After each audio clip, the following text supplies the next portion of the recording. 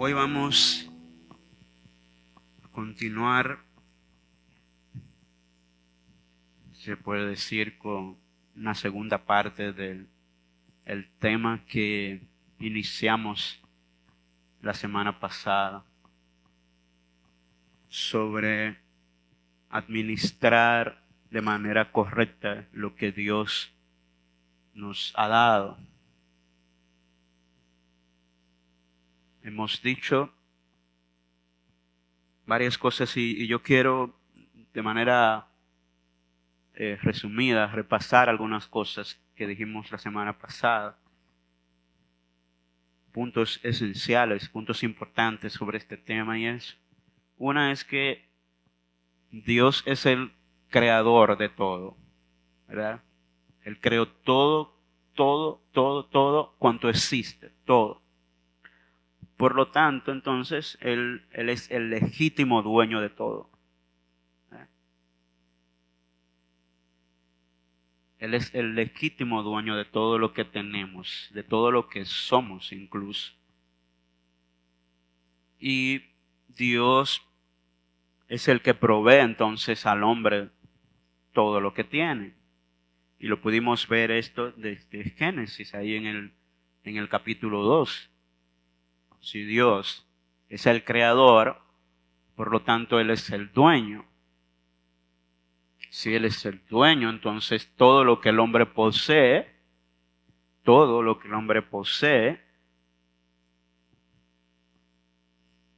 proviene de Dios. Y vimos ahí en Génesis que Dios no solamente proveyó al hombre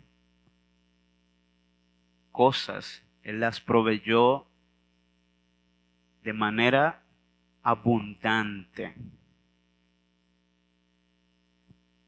Dios proveyó para la humanidad, comenzando desde Adán y Eva, todas estas cosas, todo este jardín y todas las bendiciones de manera abundante. Lo que nos dice a nosotros que desde el principio el deseo de Dios no es que vivamos en pobreza, ¿verdad? Sino de forma abundante. Ahora, ¿cuál es el problema? Bueno, y eso nos lleva al último punto que vimos la semana pasada, es que el hombre, Dios lo colocó como administrador de esos recursos. Entonces podemos decir en forma muy general y muy resumida que el problema está entonces es en nuestra mala administración. Si hay pobreza hoy en el mundo es producto del pecado, en primer lugar, de nuestra desobediencia a Dios y de nuestra mala administración en forma personal, de la mala administración a nivel familiar, de la mala administración del gobierno también. No siempre somos responsables directos, pero siempre todos sufrimos las consecuencias de una mala administración. Si usted es un padre que administra mal los recursos que Dios provee para su familia, ¿qué va a pasar? Va a sufrir usted y va a sufrir su familia, ¿verdad? Probablemente por generaciones. Igual con el gobierno. Si tenemos un gobierno que administra mal los recursos que tenemos, es muy probable que el que está arriba en la cima no va a sufrir mucho, pero el pueblo sí lo va a sufrir. Pero de todas formas está esa carga moral, si en verdad piensan de esa forma. Okay. Entonces esto es muy importante entenderlo, porque entonces todo lo demás es consecuencia de nuestra mala administración de los recursos que Dios nos ha dado, en términos generales. Sea de forma directa o de forma indirecta, estamos viviendo las consecuencias de una mala administración de la humanidad en cuanto a las cosas que Dios le dio. Pero Dios dio todo en abundancia. Dios es rico y Él proveyó con riqueza a todo lo demás. Y es muy importante esto porque independientemente de la ideología política o económica que usted tenga, a donde debemos terminar es en lo que Dios está diciendo. Que Dios proveyó para nosotros y Él nos puso como administradores.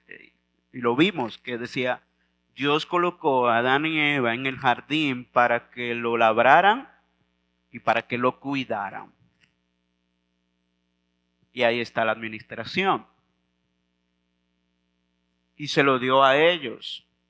Si cada quien de forma privada es responsable de sus propios recursos y de cómo lo administran. Entonces, esto es muy importante. Y también vimos que algunas cosas en las que Dios nos manda explícitamente a usar de manera adecuada nuestros recursos, específicamente nuestros recursos materiales, como el dinero. En primer lugar, y es una gran responsabilidad que tenemos, es proveer para nuestra familia. Dios nos provee para que proveamos para nuestra familia de manera responsable.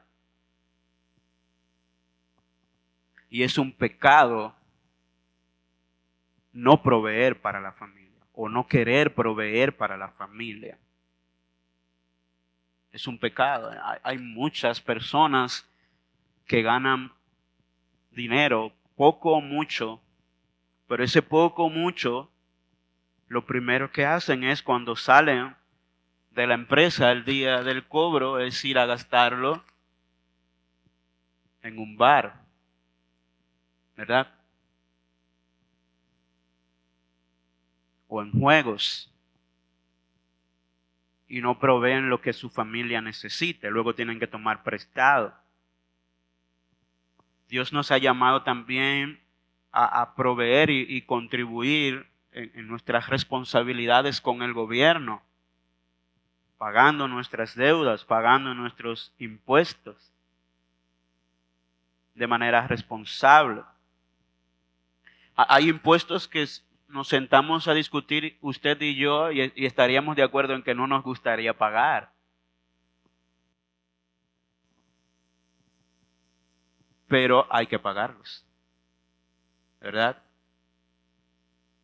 A Dios lo que es de Dios y al César lo que es del César.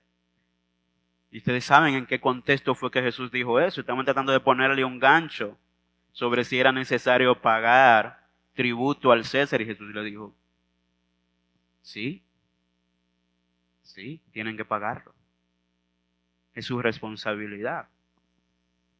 También para ayudar a los que no tienen, personas que están pasando por problemas difíciles, porque sabemos que muchas veces hay circunstancias que están más allá del control de las personas. Y terminamos entonces hablando acerca de proveer, apoyar la obra del Señor. Y es entonces en este tema que vamos a entrar en el día de hoy.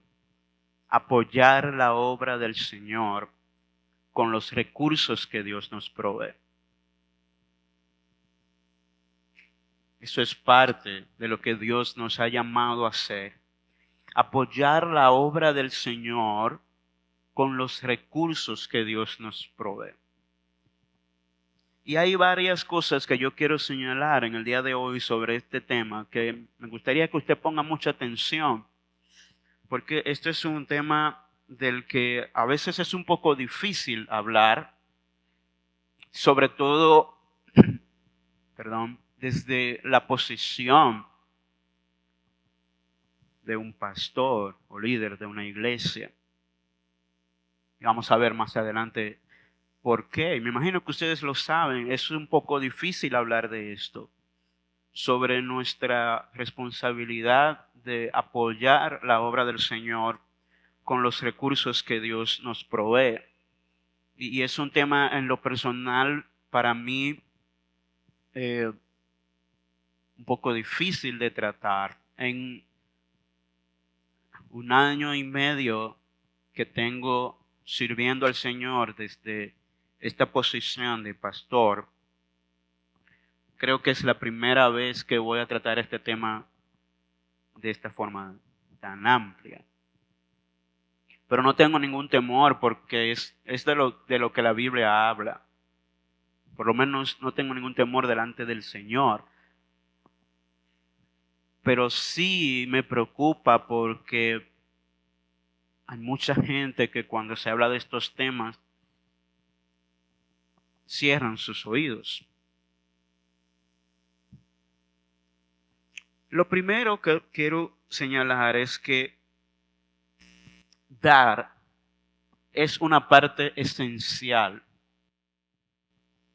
de la adoración a Dios. Dar, apoyar la obra del Señor es una parte esencial. ¿Sabe lo que significa esencial? No es algo secundario, no es algo de poca importancia, es algo que debe estar.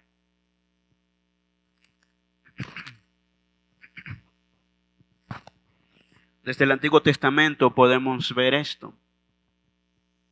Fíjense sobre las ofrendas.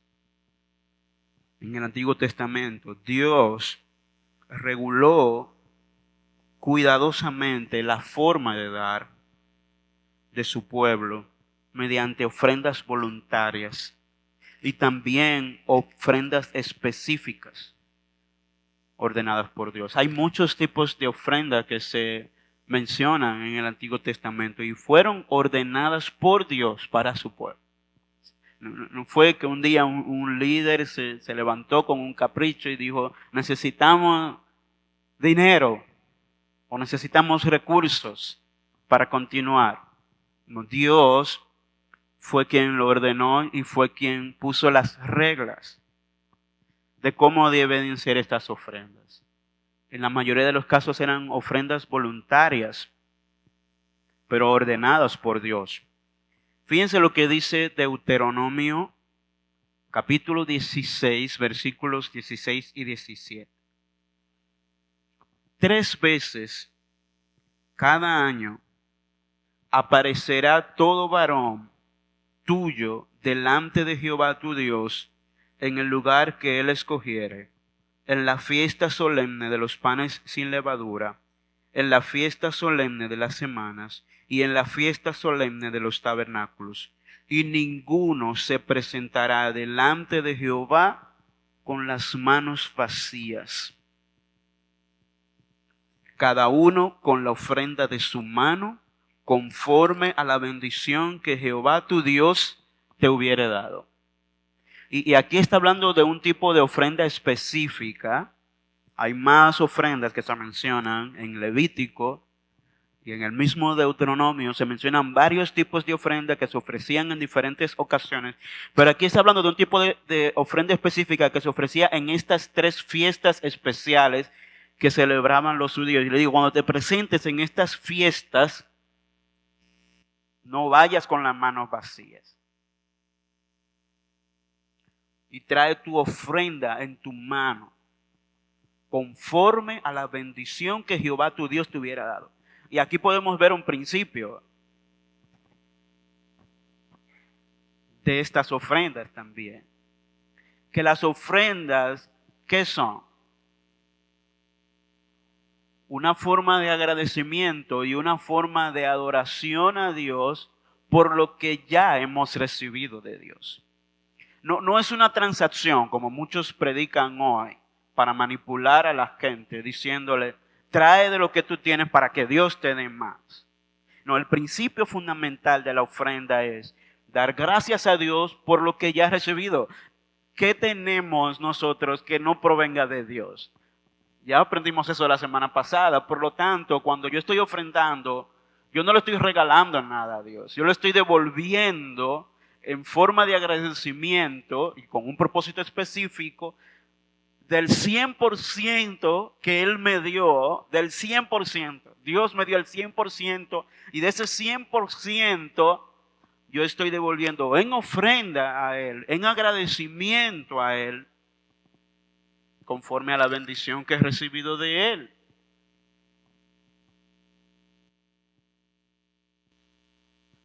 Y hay varios tipos de ofrendas que se mencionan para diferentes ocasiones, para diferentes propósitos.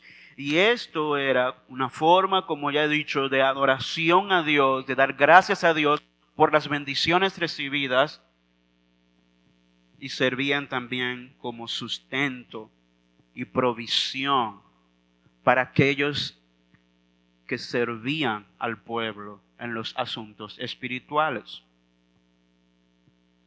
También se habla del diezmo como provisión específicamente para los levitas, para los sacerdotes levitas.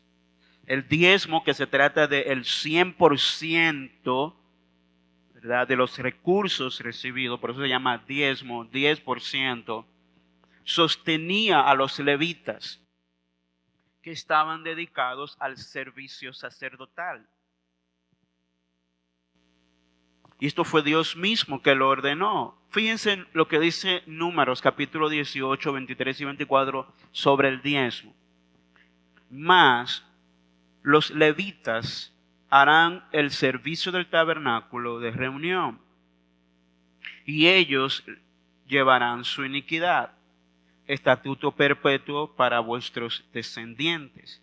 Cuando dice, perdón, me voy a detener aquí, cuando dice ellos llevarán su iniquidad, es porque ellos eran los responsables de llevar esas ofrendas, esos sacrificios delante del altar y presentarlo delante de Dios en representación del pueblo. Cada uno tenía diferentes funciones. Algunos eran de la línea sacerdotal y otros eran simplemente sirvientes dentro del templo, del tabernáculo. Y ese era su trabajo. Trabajar en el templo, trabajar en los asuntos espirituales del templo. Entonces continúo. Vamos a volver al versículo 23. Dice, mas los levitas harán el servicio del tabernáculo de reunión, y ellos llevarán su iniquidad, estatuto perpetuo para vuestros descendientes, y no poseerán heredad entre los hijos de Israel, porque a los levitas he dado por heredad los diezmos de los hijos de Israel, que ofrecerán a Jehová en ofrenda. Por lo cual les he dicho, entre los hijos de Israel no poseerán heredad. ¿Qué quiere decir esto? Que cuando el pueblo de Israel entró a la tierra prometida, si han leído esa historia, se darán cuenta que cuando llegó el tiempo de repartir las tierras, a todas las tribus le dieron tierras para que la habitaran. Fueron repartidas las tierras dentro de todas las tribus, excepto a una tribu, la tribu de Leví, la tribu de los levitas, no recibió ningún tipo de tierra. Ellos vivían dispersos entre todos los demás israelitas, no tenían heredad propia. Ahora, ¿qué hizo el Señor? Le dijo, su heredad, la heredad que le corresponde a ellos, ¿cuál es? La contribución de todas las demás tribus van a contribuir con el 10% para sustentar a los levitas. ¿Por qué? Bueno, porque ellos no tienen tierra, porque ellos no tienen heredad. Ellos tienen un trabajo específico de representar al pueblo en los asuntos espirituales. Por lo tanto, como ese es su trabajo y no tienen tierra, no tienen heredad, todas las demás van a contribuir para que ellos puedan subsistir y para que ellos puedan realizar su trabajo. Y esa es su heredad. Por lo tanto, podemos decir esto, que si el diezmo en el Antiguo Testamento se estableció como una forma de sostener a los levitas, a los sacerdotes. Entonces, eso está establecido desde el Antiguo Testamento. Debemos ofrendar, y en este caso, el caso del diezmo está establecido también en el Antiguo Testamento como una forma de sustento para los levitas. Lo segundo es sobre el principio de apoyar la obra del Señor en el Nuevo Testamento. ¿Qué dice el Nuevo Testamento? Pero Antes de avanzar en este punto, yo quiero contestar una pregunta que es muy importante, que hay un cierto debate sobre este tema. ¿Es correcto seguir dando el diezmo en la iglesia? O sea, en la actualidad es un tema que hay diferentes opiniones sobre eso y me imagino que ustedes la han visto.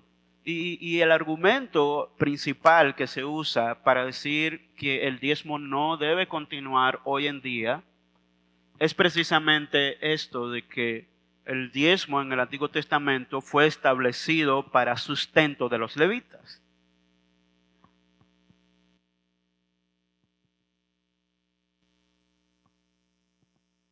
¿Hay algún levita aquí? Esa es la pregunta que hacen, ¿verdad? Si no hay levitas, yo no soy levita, no sé si Gary es levita o cualquier otro pastor aquí es levita, no somos levitas. Entonces, el argumento que se usa para esto es decir, si no somos levitas, no tenemos derecho, entonces, a pedir diezmo en la iglesia actual. Eso es algo que quedó para los judíos en el Antiguo Testamento. Otro argumento que se usa para esto es que Jesús, que debe ser nuestro ejemplo en todo, ¿verdad? Nunca lo vimos pidiendo diezmo, ni los apóstoles. No hay un pasaje en el Nuevo Testamento que diga explícitamente que los apóstoles estaban pidiendo diezmo en las iglesias. Siempre se habla de ofrendas voluntarias. Ahora, como dije ahorita, en el Antiguo Testamento el diezmo sostenía a los levitas, quienes se dedicaban al servicio del Señor. Sin embargo, en el Nuevo Testamento, aunque no estamos bajo la ley del diezmo, nosotros creemos que el principio todavía permanece. El principio de dar el diezmo todavía permanece. Porque el argumento, como vimos, es que es del Antiguo Testamento y es de la ley. Es una imposición de la ley del Antiguo Testamento. Y como no estamos bajo la ley, entonces tampoco deberíamos estar bajo la ley del diezmo. Ahora, el principio permanece por una razón. En Génesis capítulo 14, versículo 18 al 20, hay un pasaje muy interesante que nos permite ver entonces por qué nosotros decimos que el principio de dar el diezmo permanece. Génesis 14, 18 al 20. Entonces Melquisedec, rey de Salem y sacerdote del Dios Altísimo, sacó pan y vino y le bendijo diciendo: bendito sea Abraham del Dios Altísimo, que entregó tus enemigos en tu mano. Y le dio a Abraham los diezmos de todo. Y el escritor de Hebreo en el Nuevo Testamento cita este pasaje, en donde vemos a Abraham dándole el diezmo precisamente de la bendición que había recibido de parte del Señor, dándole diezmo al el rey de Salem llamado Melquisedec, que también es un sacerdote.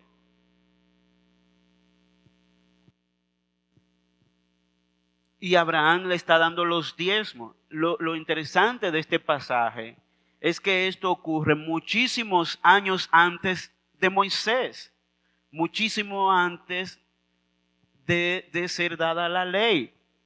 Vemos a Abraham dando un diezmo y vemos que lo hizo de forma voluntaria como un acto de agradecimiento a Dios por el Señor haber dado la victoria y haber entregado a los enemigos en sus manos. Y Él está dando un diezmo. a Melquisedec. De manera que el diezmo permanece en nuestra iglesia como un principio y un acto de fe. Esto fue lo que está haciendo Abraham con este sacerdote, de quien no conocía mucho, probablemente nada. Entonces, este principio debe permanecer como un acto de fe, como un acto de gratitud, como un acto de dependencia y como un acto de generosidad, tal y como lo practicó Abraham. Yo estaría de acuerdo en decir, sí, no podemos ver el diezmo como si estuviéramos bajo la ley de Moisés, o como que si fuéramos levitas, como si fuera una obligación, pero sí una responsabilidad nuestra. ¿Entienden la diferencia? ¿Entienden la diferencia? Porque si estamos de acuerdo con el contexto bíblico en el que se dan los diezmos en el Antiguo Testamento, entonces no deberíamos observar el diezmo como si fuera una ley tal y como fue dada en el Antiguo Testamento, la ley de Moisés, porque si estamos diciendo por un lado no estamos bajo la ley y entonces estamos observando el diezmo como si fuera una ley, entonces estamos, creo, siendo incoherentes con eso. Pero sí el diezmo permanece porque ya no se trata de una ley. No diezmamos porque se trata de una ley, diezmamos bajo estos principios de nuestra fe, de nuestra gratitud a Dios, de nuestra generosidad y de nuestro deseo de cumplir responsablemente con sostener la obra del Señor. Y yo creo que esto provee mucha mayor gloria al acto de nosotros diezmar, porque ya no es como una obligación, como si fuera un impuesto. Es un acto de agradecimiento a Dios, un acto de responsabilidad personal, voluntaria con la obra del Señor. Y por eso entonces nosotros continuamos con la práctica del diezmo. Muchas personas preguntan esto: ¿por qué ustedes, teniendo tanto conocimiento de la Biblia, todavía siguen haciendo esto? Todavía siguen hablando del diezmo sabiendo que eso es del Antiguo Testamento, que eso es de la ley. No es de la ley. El diezmo es de la gracia. El diezmo es un acto de gratitud a Dios, es un acto de responsabilidad que a los judíos le fue impuesto como una ley, pero nosotros estamos en lo mejor, estamos en la gracia de Cristo. Por lo tanto, el principio que debemos continuar es el que practicó Abraham, que de manera voluntaria, en agradecimiento, como un acto de fe y como un acto de dependencia de Dios, decimos: Señor, gracias por todo lo que me has dado. Y ofrendar y diezmar es un acto de dependencia. ¿Por qué? Porque es un reconocimiento: tú me lo diste todo, yo dependo de ti.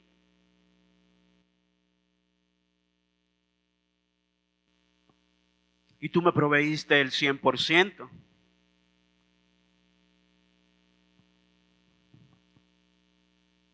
De manera que no hay límite en realidad. Siempre que lo hagamos con responsabilidad y bajo estos conceptos de la buena administración de nuestros recursos, no debería haber un límite en cuanto a lo que debemos dar a Dios. Lo que sí debe haber es buena administración y lo que sí debe haber es responsabilidad en agradar a Dios y servirle. De Él hemos recibido el 100% de las cosas. El 100%. Y la dependencia está en que, ok, ahora me quedo con un 90, o ahora me quedo con un 85, o ahora me quedo con menos. El Señor es que lo provee todo.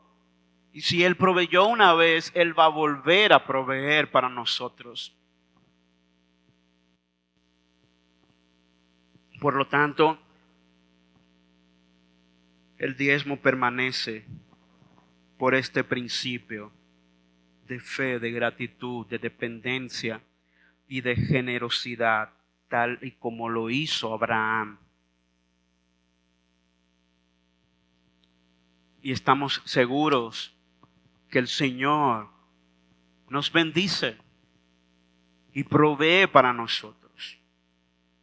Entonces, nosotros también estamos llamados en el Nuevo Testamento a apoyar para sostén de quienes predican y enseñan la palabra de Dios.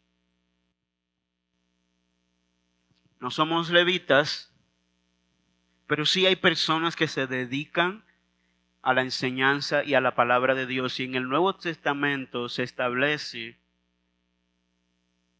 que estos necesitan ser sustentados. Y la obra de Dios en general necesita del sustento, necesita del apoyo nuestro. Yo sé que este es un tema difícil, y vuelvo y lo digo, como dije al principio, es un tema difícil porque la propia Biblia, el propio apóstol Pablo advirtió que en los postreros días muchos iban a usar la religión como medio de ganancia para enriquecerse. Es decir, que la Biblia no está ajena de esto. La Biblia advirtió que lo que está pasando hoy iba a pasar. La Biblia advirtió que iban a haber pastores, predicadores, manipuladores, que le iban a sacar el dinero a la gente con palabras fingidas para ellos enriquecerse. Y tenemos mucha gente así hoy en día. Y ese es el temor cuando, y voy a hablar de mí, cuando yo aquí como pastor tengo que hablar de dinero. Y tengo que decir a ustedes que la Biblia dice que hay que apoyar la obra de Dios con nuestros recursos y con nuestro dinero. Lo primero que yo pienso, wow, ¿y qué tal si que la gente me está viendo como uno de esos que usa la religión para hacerse rico?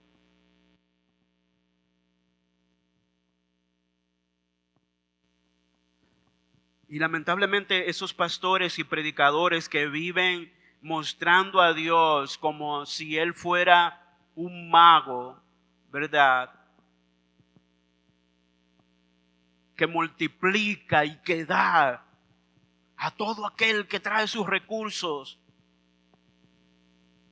sin pensarlo dos veces. Y manipulan a la gente para que traiga dinero al altar a cambio de sanidad o a cambio de prosperidad. Porque en su concepto eso es lo que Dios nos ha llamado a ser próspero. Y hablan de la prosperidad, ¿verdad? Como que si fuera el evangelio mismo. Y manipulan a la gente. Porque entonces lo que ellos terminan diciendo es que para que tú puedas ser bendecido y ser sacado de la pobreza, tú tienes que traer tus recursos al altar. Pero todo esto es producto de la manipulación, no de un acto de agradecimiento. Es como una transacción. Yo voy a ofrendar para que Dios me sane. Yo voy a llevar este dinero para que Dios solucione los problemas de deuda que tengo. Algunos le prometen ahí mismo en el culto, ven, trae tu ofrenda al altar y tú vas a ver que mañana tus deudas van a ser canceladas. Eso es manipulación.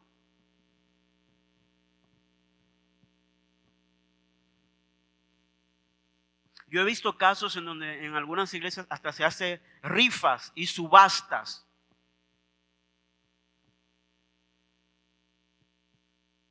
Imagínense que yo aquí, imagínenselo solamente. Imagínense lo que yo aquí ahora mismo le diga a todos ustedes. Trae lo más valioso que tú tienes ahora mismo. Lo más valioso que tú tienes. Tráelo aquí al altar. Y esa enfermedad se va a ir. Y esa enfermedad se va a ir. Y tú vas a ser próspero. Y todas tus deudas van a ser canceladas. Y tú te vas a hacer rico. Comúnmente el que termina rico es el pastor o el predicador. Y yo he visto eso y mucha gente acude a eso, a veces con buena fe, pero movidos por la manipulación de un predicador o de un pastor. Entonces, la Biblia habla de dinero, sí, pero comúnmente cuando hablamos de esto, las primeras imágenes que nos llegan a nuestra mente son esas personas que viven hablando de dinero para manipular a la gente.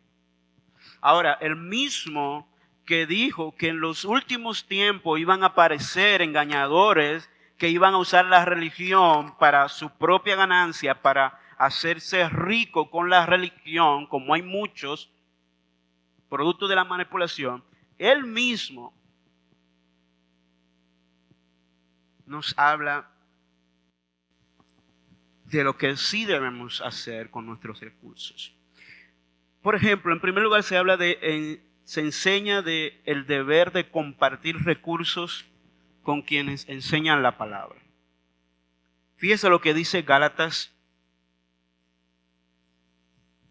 capítulo 6, versículo 6. El que es enseñado en la palabra, haga partícipe de toda cosa buena al que lo instruye.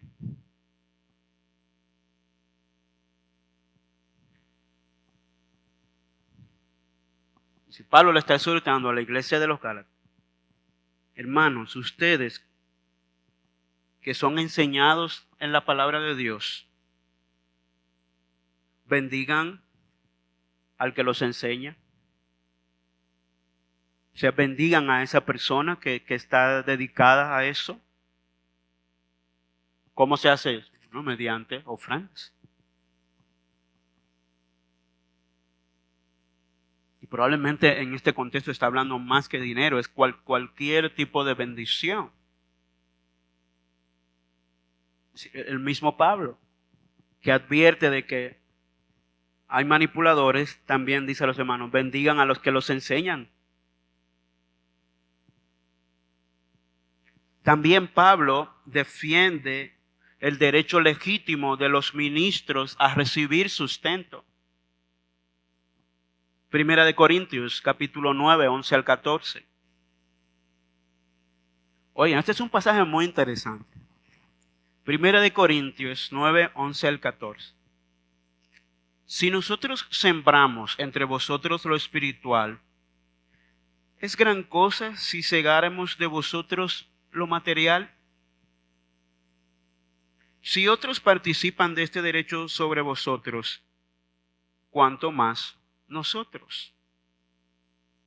Pero no hemos usado de este derecho, sino que lo soportamos todo, por no poner ningún obstáculo al Evangelio de Cristo. ¿No sabéis que los que trabajan en las cosas sagradas comen del templo? ¿Y los que sirven al altar del altar participan? Así también ordenó el Señor a los que anuncian el Evangelio que vivan del Evangelio.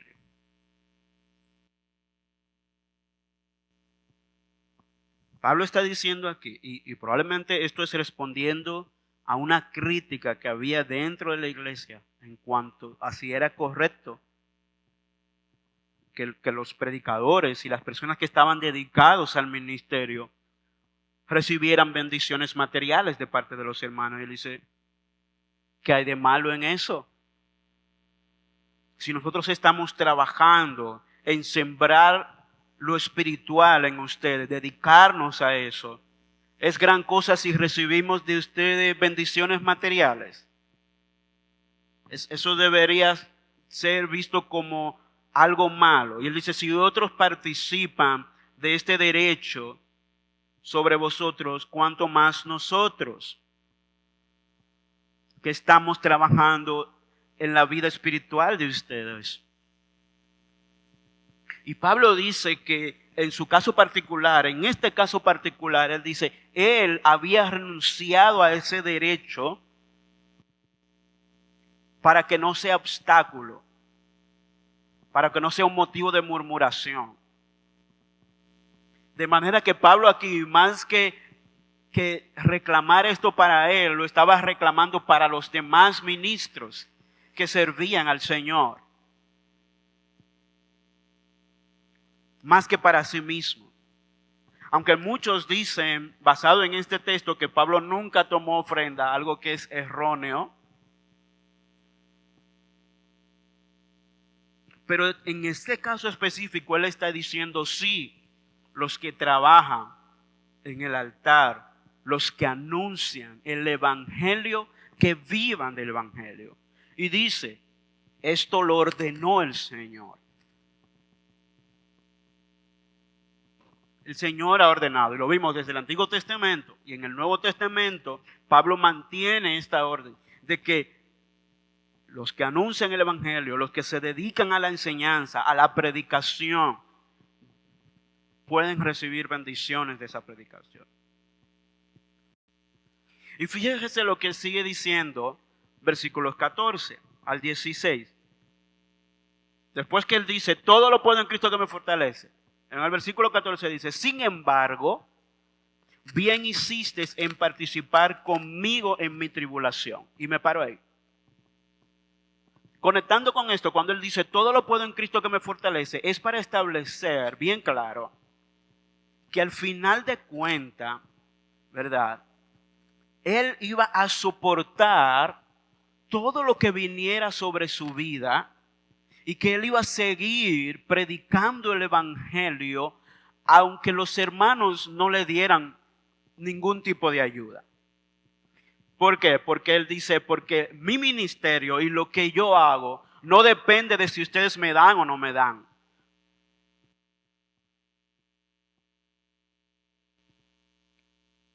Eso es lo que está diciendo Pablo. Es decir, mi obra en el Señor no depende de si ustedes me bendicen materialmente o no. Yo voy a predicar cuando esté lleno y yo voy a predicar cuando tenga hambre. Yo voy a predicar y yo voy a seguir enseñando cuando que esté yendo bien, y lo voy a hacer también cuando no esté tan bien. ¿Por qué? Porque todo lo puedo en Cristo que me fortalece. Ahora, el versículo 14 dice, sin embargo. ¿Y ese sin embargo qué significa? Lo que sigue más adelante. Bien hicisteis en participar conmigo en mi tribulación. Versículo 15. Y sabéis también vosotros, oh filipenses, que al principio de la predicación del evangelio, cuando partí de Macedonia, ninguna iglesia participó conmigo en razón de dar y recibir, sino vosotros solos. Es decir, que ellos sí bendijeron a Pablo. Dice, pues aún a Tesalónica me enviasteis una y otra vez para mis necesidades. Es decir, que los filipenses fueron tan fieles y agradecidos con la obra y el ministerio de Pablo, que no solamente le dieron cuando él estaba presente, sino que le enviaban a Tesalónica, le enviaban ofrenda a Pablo para que él pudiera cubrir sus necesidades y pudiera continuar haciendo el evangelio. ¿Por qué? Por esto, porque es la forma en que ellos entendían que participaban en la obra del Señor. Dando y ofrendando. De manera que Pablo sí recibió ofrenda de los filipenses para cubrir sus necesidades. Ahora, Pablo se cuidó de aquellos que vivían murmurando. Y en el caso de los corintios, dice, en el caso de ellos, él no tomó ofrenda de ellos precisamente para que ellos no lo murmuraran.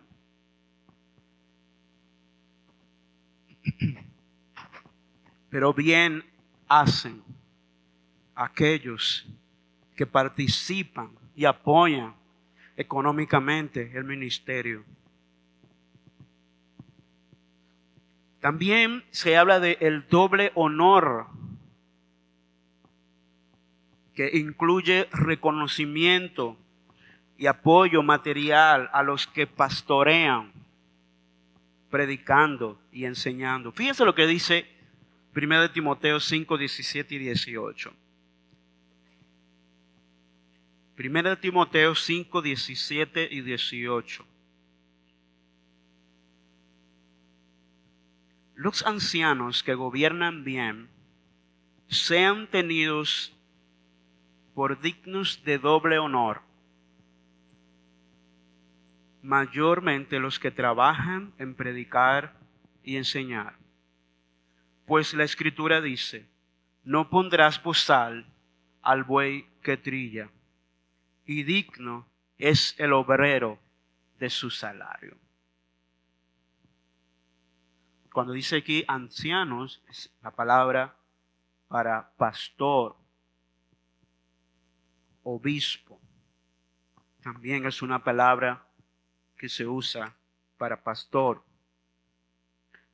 Lo que está diciendo aquí dice, los ancianos que gobiernan bien, es decir, aquellos que hacen bien su trabajo con fidelidad, si sean tenidos por dignos de doble honor. Aquellos que trabajan en la predicación y en la enseñanza. Y es verdad, no debemos dejarnos manipular, no debemos dejarnos llevar por todo lo que diga un pastor o un predicador.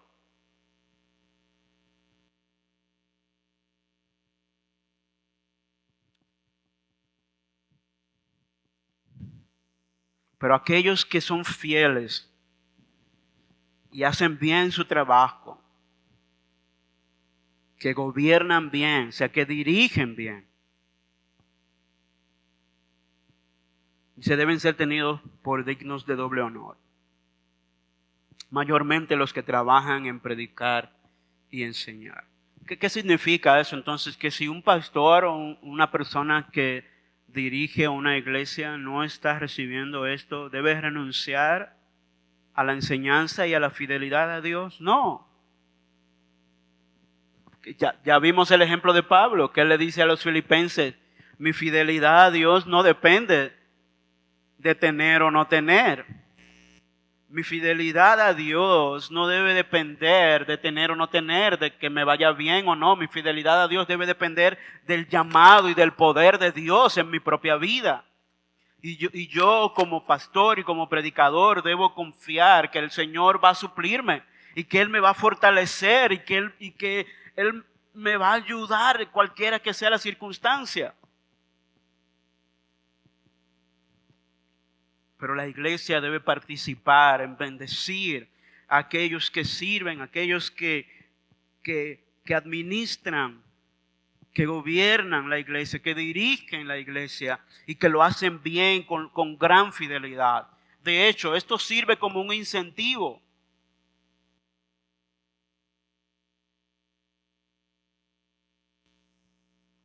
¿Por qué?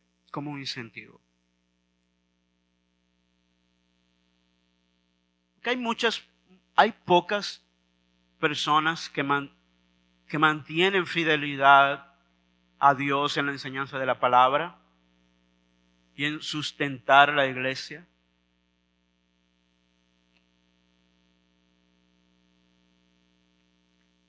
Si hay pocas personas y pocos predicadores, pudiéramos decir que se dedican a la enseñanza fiel de la palabra del Señor, entonces nosotros deberíamos bendecirlo, ¿verdad? Y eso también yo lo aplico a mí. Porque comúnmente nos estamos solamente fijando en los malos ejemplos. Y muchos dicen, yo no contribuyo en nada con la iglesia porque eso es para enriquecimiento del pastor, para que el pastor se compre un motor. Ofrenda en mano para que el pastor compre un motor. Eso era un corito que cantaban para atacar a los pastores. Y los pastores, muchos son muy atacados por esto. ¿Por qué? Porque el primer ejemplo que llega a nuestra mente es el mal ejemplo. Eso es lo que tenemos en nuestra mente. Los manipuladores son los primeros y nos llevamos de ese mal ejemplo para entonces hacer de esto una práctica generalizada.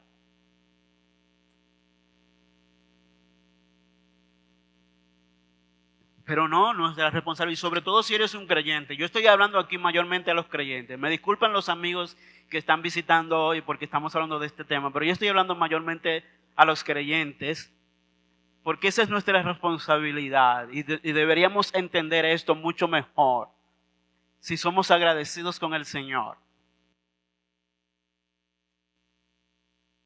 Que yo no puedo llevarme de los malos ejemplos y usar eso como argumento y como excusa para entonces no apoyar la obra del Señor. Y para no bendecir y apoyar a aquellos que se dedican a predicar y a enseñar de forma fiel. Eso es una excusa simplemente.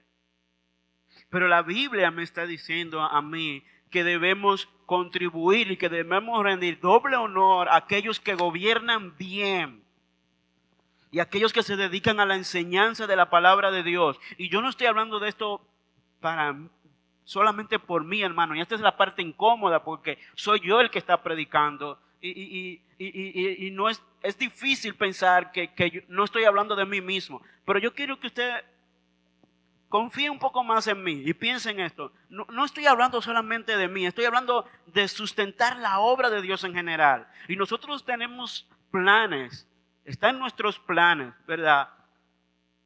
Seguir llevando el Evangelio a otros puntos de la ciudad de San Pedro de Macorís. Y ya comenzamos con la obra en el INVI. Y es nuestra responsabilidad, por lo menos en esta etapa, ¿verdad? Nosotros sustentar a las personas que están allí. Y recibimos mucha ayuda y muchas donaciones. Y gracias a Dios por esto. Ojalá que vengan más. Pero es nuestra responsabilidad como iglesia local proveer sustento para ellos. Y también enseñarle a esta iglesia que está creciendo y que en el futuro probablemente va a ser una iglesia ya independiente, que es una bendición participar en bendecir a aquellos que se dedican a enseñar y a predicar la palabra de Dios.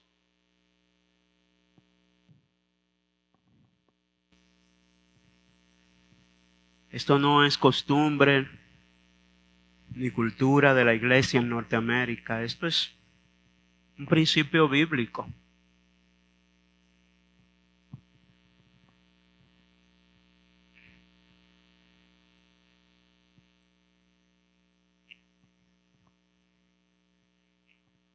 Pablo también muestra que esto debe ser una práctica regular y planificada de contribución. Fíjese lo que dice 1 Corintios 16, 1 al 3.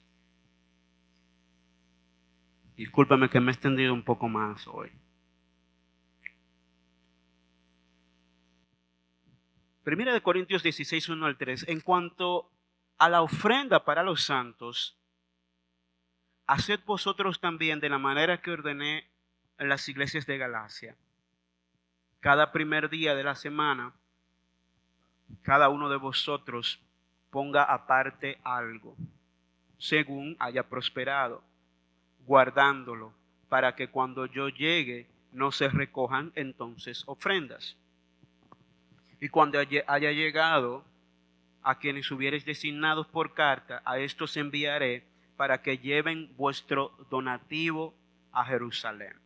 Y esto nos muestra que Pablo está diciendo que esto debe ser una práctica regular, planificada. Cada primer día de la semana, está hablando del domingo, que era el día en que la iglesia se reunía desde el tiempo primitivo de la iglesia. Y dice, cada vez que se reúnan, cada primer día de la semana, cada domingo, ponga aparte algo, según haya prosperado. Fíjese que el principio siempre permanece. Nosotros damos de lo que Dios nos ha dado. El principio principal de nosotros ofrendar es dar de lo que Dios nos ha dado a nosotros.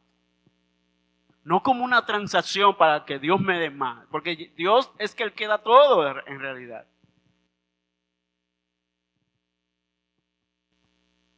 Él va a proveer más. Y estamos confiados en eso. Dios va a proveer más. Pero el principio de la ofrenda es dar de lo que Dios me ha dado en agradecimiento. Y dice que lo hacían y los reunían para llevar especialmente esta ofrenda. Dice, manténganla preparada para cuando yo pase, no haya que estar haciéndolo de nuevo. Y en último lugar, hermanos, para terminar, la ofrenda es una expresión de adoración y generosidad cristiana. Quiero terminar en este pasaje. Segunda de Corintios capítulo 9, versículos 7 al 9. Nos enseña varias cosas. Y en primer lugar, es que debemos tener una actitud correcta al dar. Debe ser de manera voluntaria y debe ser con gozo, de manera gozosa. Fíjese lo que dice 2 de Corintios 9, 7 al 9. Cada uno dé como propuso en su corazón, no con tristeza ni por necesidad, porque Dios ama al dador alegre.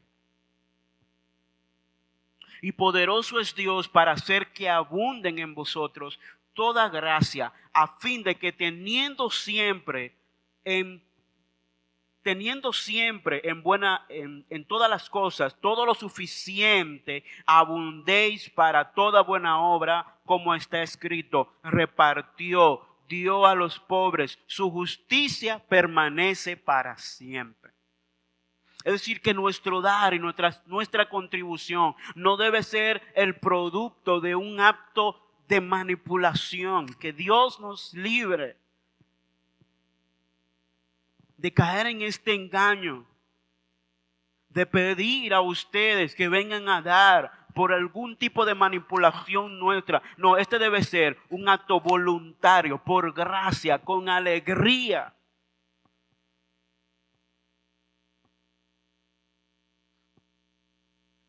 Confiando en que Dios es el que ha provisto todo y es el que va a seguir proveyendo todo lo de nosotros.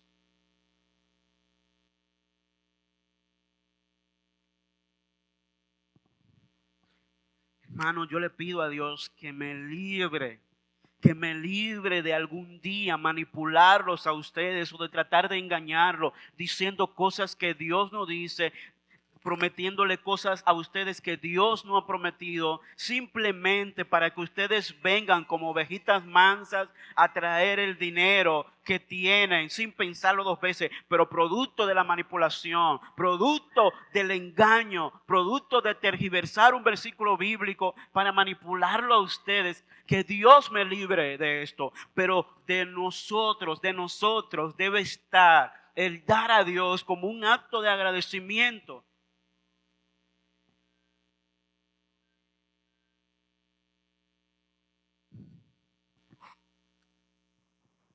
Lo segundo que Pablo dice aquí en 2 de Corintios 9 es dar sabiendo que Dios nos provee todo. Lo dice aquí también, versículos 10 y 11. Dice, el que da la semilla al que siembra, y el que da la semilla al que siembra, y el pan al que come, proveerá y multiplicará vuestra sementera y aumentará los frutos de vuestra justicia, para que estéis enriquecidos en todo, para toda liberalidad, la cual produce por medio de nosotros acción de gracias a Dios.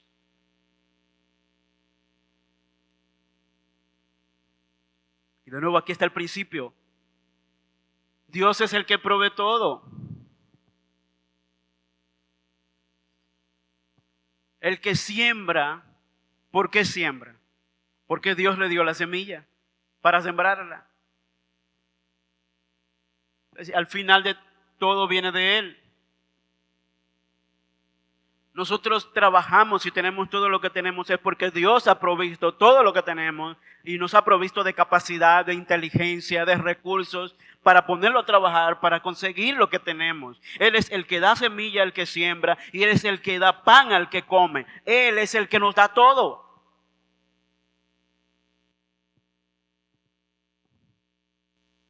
Y si lo hizo una vez, Él lo va a volver a hacer. Y por último, dar sabiendo que otros glorificarán a Dios. Oiga esto. Nosotros debemos dar sabiendo que otros glorificarán a Dios por nuestra fe, por nuestra generosidad y por nuestra obediencia. Eso es lo que dice Pablo en los versículos 12 al 14. Dice, esta ayuda, que es un servicio sagrado, ofrendar es un servicio sagrado, no solo suple las necesidades de los creyentes, sino que también redunda en abundantes acciones de gracias a Dios. En efecto, al recibir esta demostración de servicio, ellos alabarán a Dios por la obediencia con que ustedes acompañan la confesión del Evangelio de Cristo y por su generosa solidaridad con ellos y con todos. Además, en las oraciones de ellos por ustedes expresarán el afecto que les tienen por la sobreabundancia y gracia que ustedes han recibido de Dios. En otras palabras, Él le está diciendo, cuando nosotros damos y nosotros proveemos para apoyar la obra del Señor en todos los sentidos, en sustentar a aquellos que sirven, en proveer a aquellos que están en necesidad, nosotros estamos contribuyendo para que otras personas alaben a Dios por medio de nuestras ofrendas, por medio de nuestro apoyo a la obra del Señor. Y de hecho eso es lo que sucede. Cuando nosotros damos, podemos permitir que la obra continúe, que más personas puedan ser impactadas con el Evangelio, que otras personas puedan ser ayudadas cuando están en necesidad, que la ayuda del Señor pueda llegar y que podamos vivir, ¿verdad?, de manera todos sosegadas. Y esas personas, al recibir esa ayuda, alaban al Señor. Gracias al efecto de nuestra ofrenda. Y Pablo termina diciendo, versículo 15, gracias a Dios por su don indescriptible. Sí, que la oportunidad de dar y apoyar la obra del Señor es un don de Dios, es también un regalo de Dios. Poder nosotros participar de esto y bendecir a otros y contribuir con que el Evangelio siga siendo predicado y enseñado es un don de Dios, es un regalo de Dios para nosotros. Poder participar de estas cosas debería ser un gozo para nosotros y no el producto de una manipulación. Damos gracias a Dios por esto, que nos ayude a tener este gozo y esta bendición de proveer y de apoyar su obra